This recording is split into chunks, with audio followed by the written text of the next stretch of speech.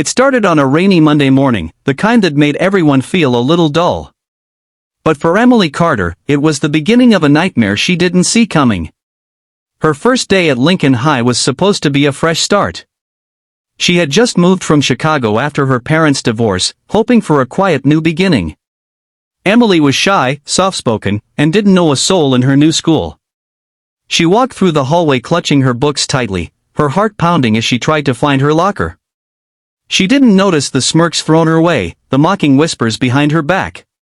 She just kept her head down until it all exploded. By lunchtime, the storm inside the cafeteria had nothing to do with the weather outside. Emily found a quiet corner to eat her sandwich, hoping no one would notice her. But Brittany, Chloe, and Vanessa, the school's notorious trio of bullies, had already picked her as their next victim. They were popular, loud, and cruel. They didn't like new faces, especially ones who looked like they didn't belong. "She thinks she's too good for us?" Chloe said, eyeing Emily from across the cafeteria. "No. She just thinks she can walk in here like she's invisible," Brittany sneered. They strutted over, loud enough to turn heads. Emily looked up, confused and nervous. "Hey, newbie," Vanessa smirked, "love your pants. Are they from a thrift store?" Emily managed a polite smile. Yeah. My mom and I." Before she could finish, Brittany reached over and yanked at the back of Emily's pants, laughing cruelly. "Let's see if they're still in one piece." There was a horrible rip sound. Gasps echoed. The cafeteria fell into a shocked silence. Emily froze. Humiliated, her face turned crimson. Part of her pants had torn, revealing her old worn-out leggings underneath. A few students snickered, but most just looked on, stunned. Emily dropped her tray and ran out, tears streaming down her face. Her dignity shattered. She didn't return for 2 days. When she did, something had changed. Her head wasn't bowed anymore.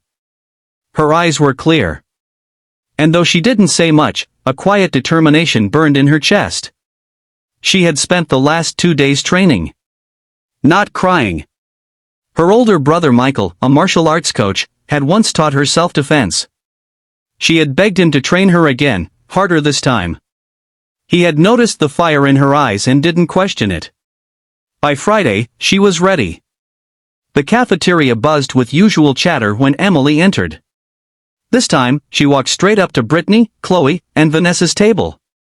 Everyone turned to watch. Brittany raised an eyebrow. Well, if it isn't Miss Ripped Pants," she mocked. "Back for another show?" Emily didn't flinch. "I'm not here to be mocked. I'm here to end it." Chloe laughed. "And what? You think you can keep hurting people and no one will ever push back? You humiliated me. Now, I'm done being silent." Vanessa stood up, getting in Emily's face. "Or what? You'll cry again?" Emily didn't answer. She just stepped back, and when Vanessa tried to shove her, she moved. Quick as lightning. She blocked Vanessa's hand and pushed her arm behind her back, locking her in a simple restraint move. It wasn't violent. But it was effective. Vanessa let out a surprised yelp. Gasps filled the room. Chloe jumped forward, but Emily sidestepped and lightly kicked her leg, enough to knock her off balance. Brittany stood frozen. "I don't want to fight," Emily said firmly, releasing Vanessa. "But I won't be your victim. And neither should anyone else." Teachers rushed in, having been alerted by the commotion. But the damage was done to the bully's pride, not Emily's. Witnesses stepped forward, students began whispering about what had really happened on Monday, and this time, they supported Emily.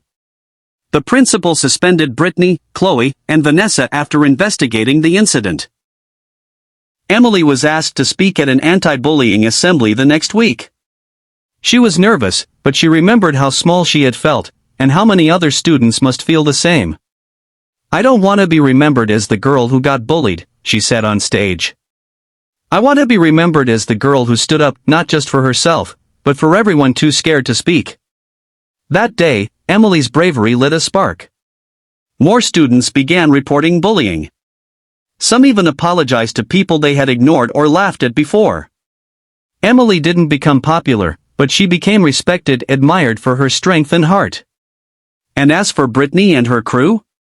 They came back weeks later, quieter, changed. They never dared touch another soul again. Moral of the story: your silence doesn't protect you. But your strength, even in the smallest act of resistance, can echo louder than cruelty.